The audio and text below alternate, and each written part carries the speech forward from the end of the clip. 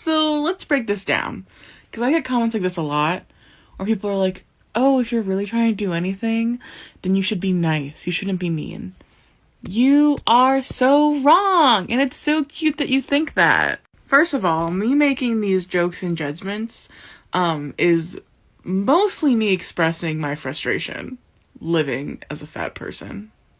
That's the first part.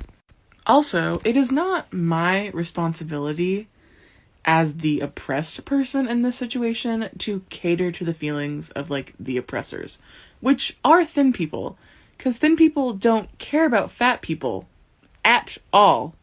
Thin people are the number one perpetuators of fat phobia and marginalized body oppression. Like, I hate to say it, but it's true. So yeah, I make jokes about them, and they can deal with it. I'm gonna continue to do so. Thin people do not oppress fat people.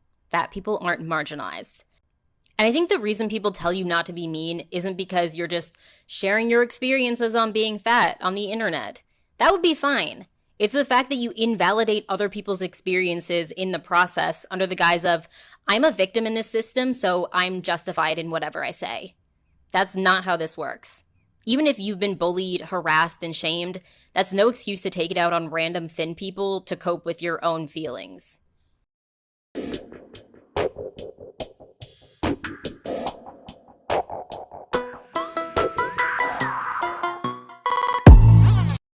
You know what else is really damaging? The fact that I can't post any video talking about my struggles as a fat person without a thin person with an eating disorder or body dysmorphia centering themselves in a conversation and a movement that is not meant for them and never has been. It's also super damaging that I need to, for some reason, center thin people's emotions on my page when all thin people ever do when they trauma dump on me is make it known that their worst fear is looking like me, that they rather die than have my body type. Also, get back to me when thin people start centering fat people, because then maybe I'll be nicer to the skinny bitches who for some reason love to act like they're not fat phobic, act like their mental health disorders aren't rooted in fat phobia. Like, unlearn the fat phobia and then get back to me, bitch.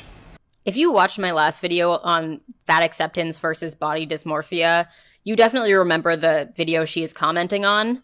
The entire premise of her argument is that I'm not being heard, but skinny people are. She didn't even address the comment that said telling people with body dysmorphia to look at themselves objectively makes no sense and is ableist, but instead she basically just said, the world doesn't take my problem seriously, so fuck yours, I guess.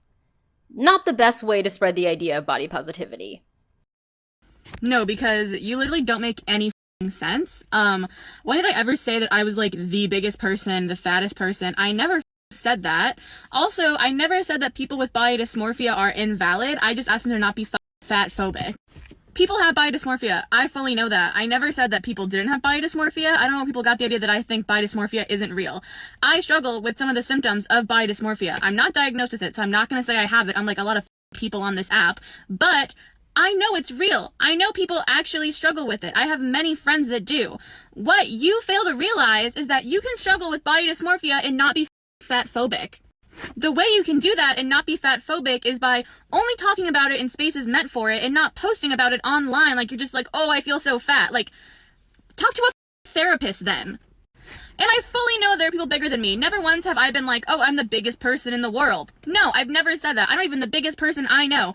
I want fat liberation for every person. Fat liberation would benefit thin people too. I want fat liberation for thin people, for mid-sized people, for people like me. I consider myself a small fat even though I am like a 22.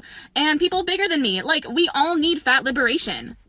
I fully know that the problems I face as a fat person, bigger people than me also face in addition to other problems. Okay? I'm fully aware of that. Like, yeah, maybe my size isn't sold in store. At least I can go online and buy it. Some people can't even do that, and that's up as well. I'm not erasing bigger fat people. I don't know where you got that idea. If you're not here to actually contribute to the conversation and you're just here to criticize me for no reason at all, kindly off.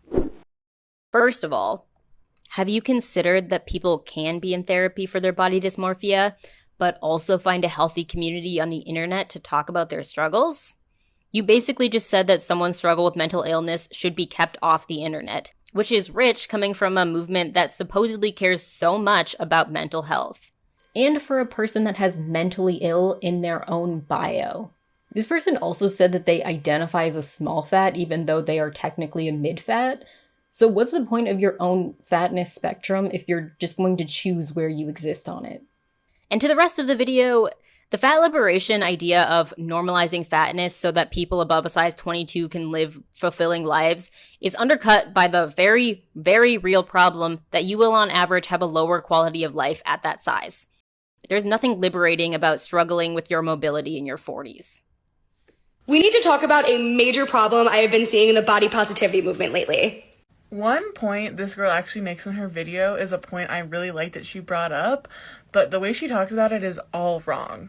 She brings up how body dysmorphia and eating disorders are mental health issues, and I totally agree. But what she doesn't seem to understand is that just because you have a mental health issue surrounding your body, that does not inherently mean you have a marginalized body.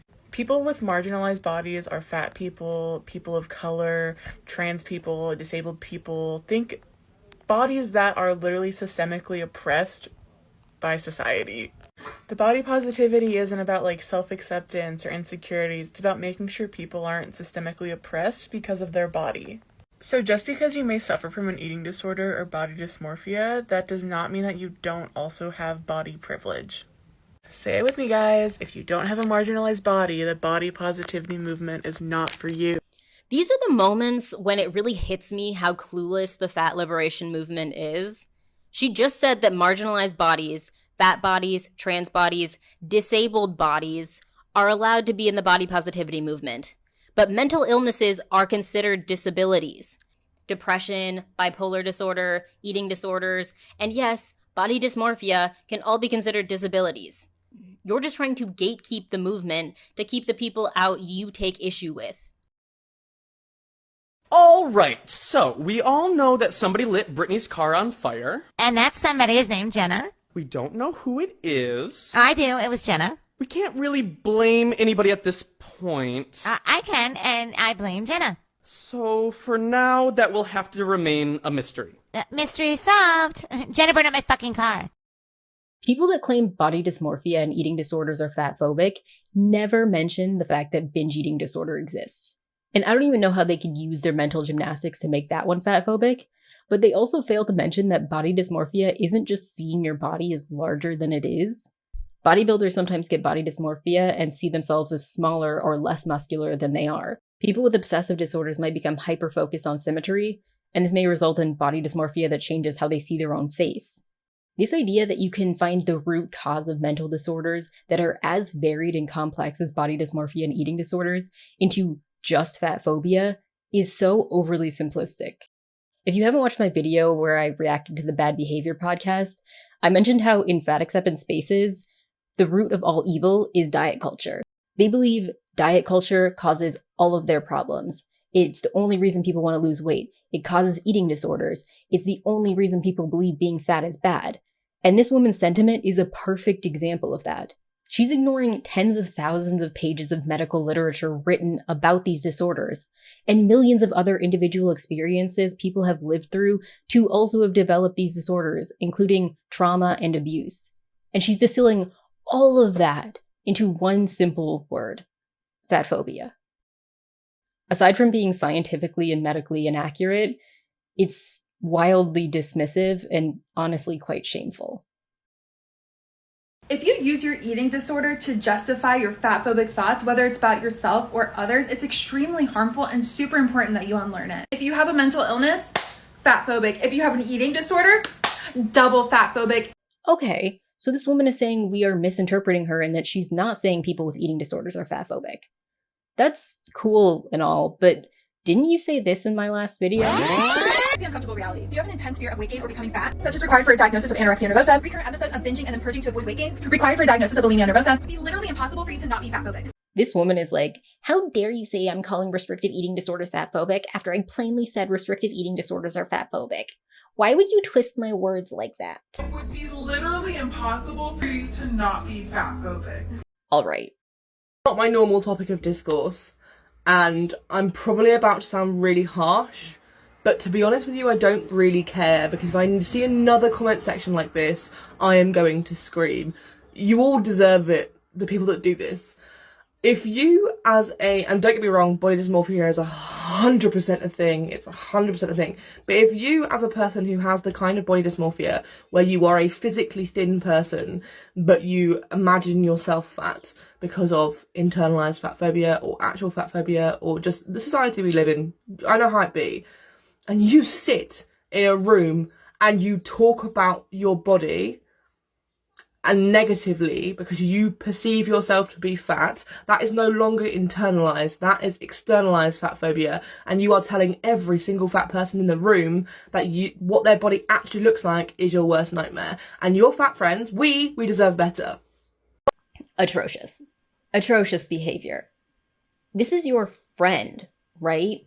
You're talking about a friend that is trying to openly talk about their mental illness, and your response is to chastise them for it. If someone is talking about something around you and it makes you uncomfortable, like their mental illness, the least you can do is exit the situation. Leave the room. But telling them that they're discriminating against you and externalizing fat phobia for talking about their disorder, you're a terrible friend. Absolutely awful. And this part about saying you're externalizing your fat phobia is a covert way of saying you're only allowed to talk about this in certain spaces that apparently I deem allowable. Because you're not allowed to talk about it around me. Maybe other fat people are okay with it, but only in certain situations is it even okay for you to talk about your body dysmorphia, because it could make someone like me uncomfortable. Do you not understand how that can lead to even more shame on top of already having a mental illness? You said you deserve better. Your friends deserve better.